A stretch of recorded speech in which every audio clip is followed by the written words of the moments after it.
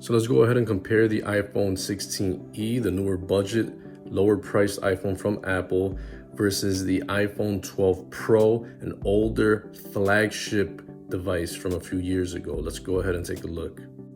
So price-wise, the iPhone 16e, that one comes in at $600 straight from Apple unlocked. It is the lowest priced phone that Apple sells in the iPhone 16 family. The iPhone 12 Pro, not sold by Apple. It's kind of getting old, and you can only get it used or from third-party markets, but you can get it for as low as, I don't know, around 250 bucks. So the iPhone 16e is if you want to just get into the newer modern iPhone 16 family. So breaking down the price, $600, that's $25 a month if you get it for like 2 years, not including the taxes. So you are spending around 3 times as much, 1.5, 2.5 times as much as the iPhone 12 Pro if you were to compare these realistically today. 5 years separate these devices, a 2025 device with a 2020 iPhone 12 Pro. Both of these devices are around the same size body-wise, but the 16e is much more lighter than the 12 Pro, and that's due to build materials. Both of them have glass front, glass back, but instead of aluminum on the 16e, you have stainless steel frame on the 12 Pro. So the 12 Pro feels and looks a little bit more premium without a case. The 16e is eSIM only here in the United States, while the 12 Pro has a nano SIM card slot and eSIM, so that's actually a positive for the 12 Pro. Both have the same dust and water resistance, IP68, so that means you can dunk it in water for 6 meters. Moving on to the display of these devices, same size, same quality as well. You have the 60 hertz refresh rate, which is, since this is an older Pro, it doesn't have the Pro Motion. Neither of these have Pro Motion 120 hertz refresh rate, which means that the scroll nice and fast and fluid. These are tied. This older technology, it's just cheaper, slower, very old school now. When the 13 launched, the 13 Pro, that's when it introduced Pro Motion display. So unfortunately, the Pro model is the same as the basic older iPhone refresh wise. The 16e launches with iOS 18. The 12 Pro launched with 14. And both of them are running the same software today, iOS 18, but obviously the 16e will get several more years of updates, 7 years of updates. The iPhone 12 Pro has already seen several updates, and you might get 2 or 3 if you're lucky in the future. And going back to the display real quick, we're gonna have to talk about the notches. Both of these also have the same notch at the top, which is an older, old school screen display technology, because it doesn't have dynamic island like the newer iPhone 16s and the 15 Pro. So in the front of the devices, both of these look exactly the same, and they both have that 60 hertz refresh rate. Now internally, both of them have and start off at 128 gigs of internal storage, but 8 gigabytes of RAM on the 16e, which is more than the 6 gigs on the iPhone 12 Pro. So the 12 Pro is showing its age even for a Pro device. They both run perfectly fine with apps and day-to-day usage, but you'll definitely see the 12 Pro start to slow down really quickly after today. You got the A18 chip on the 16e, and the 12 Pro has the A14. Just naturally, the newer phone has a newer chip, a faster chip, and it's more future-proof. That's the A18 chip is the same one used as the iPhone 16 and the 16 Pro, but you're getting it at a lower price. Now let's talk about the cameras, and this is where the 12 Pro has a huge advantage.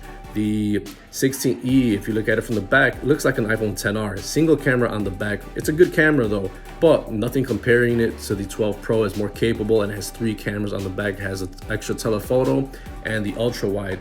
So it's still that, even though it's older, it's a way better camera system if you need that ultra wide and telephoto lens. For example, if you're a realtor, you want to take a shot of a room and you want to capture everything, then yeah, that right away you're gonna use that ultra wide, the ultra wide camera it's just better than the iPhone 16e single camera. Just no comparison right there. But the camera quality is very good on both of these devices, 4K on the front and in the back. Bluetooth 5.3 on the 16e versus 5.0 on the 12 Pro. Flipping the device to the bottom, you're gonna see a big difference right there for a lot of people is how you charge the device. You have USB Type-C on the 16e, and you have Lightning on the 12 Pro. That makes a huge difference, I think, to a lot of people. But the winner right here is going to be the 16e. It's more modern. You can charge a lot more devices with the same cable. Let's talk more about the front real quick. And because of Face ID, both of them have Face ID. They work exactly the same on both of these devices, and it's being housed in the notch. So again, same technology here, and it looks old school on the front of the 16e. Next, battery life. Both of these are all-day battery life. The 12 Pro kind of feels very small even for its older age, but man, the iPhone 16e, this is probably one of the best things about it besides the internal chip and RAM. It's the awesome battery life. 26 hours of video playback. Apple claims it's the most battery life of any 6.1-inch iPhone, and that's huge. That's awesome. Very important to a lot of people is battery life. Although the 12 Pro, you'll probably get through most of the day with its battery. You're getting all that battery life thanks to the C1 modem in iPhone, in Apple's own modem in the C1. And you're gonna see this in future products, and it's gonna boast just more efficiency and just boast better battery life. So the comparison here is very, very interesting because iPhone Pros are usually known by usually two things. It's the cameras on the back and the refresh rate, the ProMotion on the front. The iPhone 12 Pro, since it's very, very old at this point, was the last iPhone Pro to boast the 60 hertz refresh rate.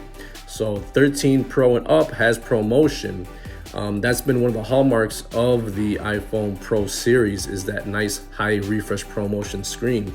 And in this comparison, the 12 Pro has the same slow 60 hertz refresh rate as the 16e.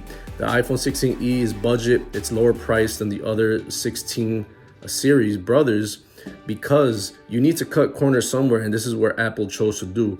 It's keeping it at 60 hertz. You have one camera on the back. That's an old school feature like the iPhone XR, but it's still a very good camera. Don't get me wrong. You have the 3 cameras on the back of the iPhone 12 Pro. It still is a more modern looking phone and more capable because of those 2 extra cameras.